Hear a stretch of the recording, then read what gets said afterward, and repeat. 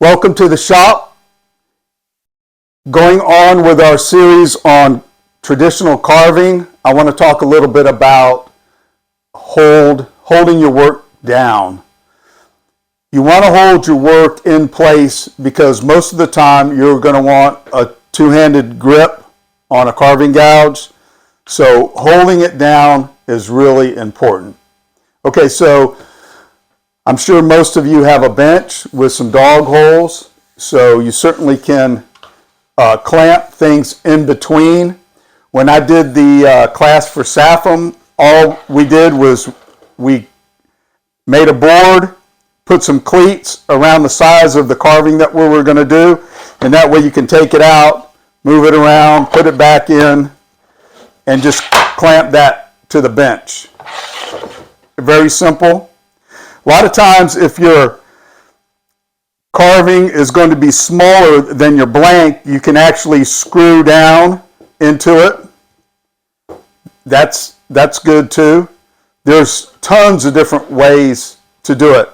Now, if you're going to use your bench and you're going to use the dogs, you're going to want to have an array of ways to clamp your work down. And there's all kinds of ways, inline, clamping it down. So there's plenty of videos on that, how to clamp your work down that way.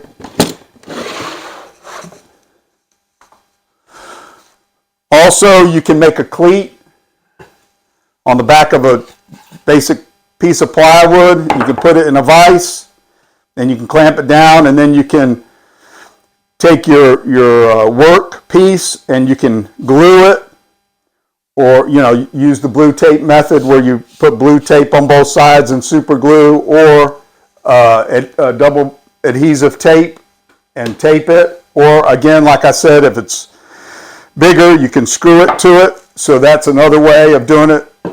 There are literally all kinds of ways to do it. Just let your imagination go wild. Here's another way for small carvings that works pretty good. Just put this in your vise, and then you can turn this around so you could have your carving up here. If you need to turn it, you can turn it or whatever. You can turn your carving around, spin it around however you want to do it, and it's up at a good height for you, so you can do that. These are pretty inexpensive. It's just a little vise with a ball. This one is an inexpensive one.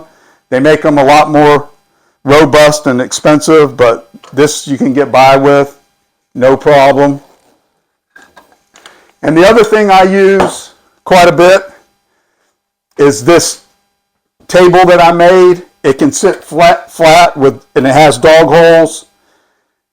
But you can also bring it up to where you want it at an angle, completely vertical if you want. And then of course you can use your dog holes for inline clamping and all of those things that you can do with a normal bench. This is on casters. I also have a shelf here that pulls up and locks in place. As I'm working, I can set my tools down, and it really works out nice.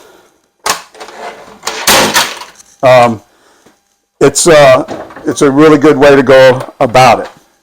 There's one other way I wanted to show you, and let me grab the camera.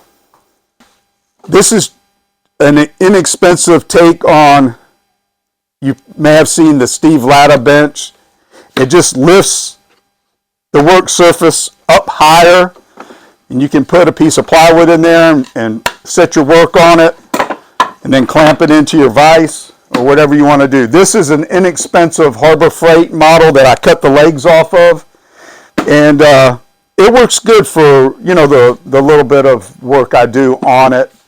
It comes handy, and then of course you can put lights on it and make it comfortable for you. I find that most of the time when I'm carving, I'm standing. I don't know why, but when I'm sitting, I don't get the leverage the same. I end up getting frustrated or whatever. So if you have the ability to stand while you're carving, I would suggest that.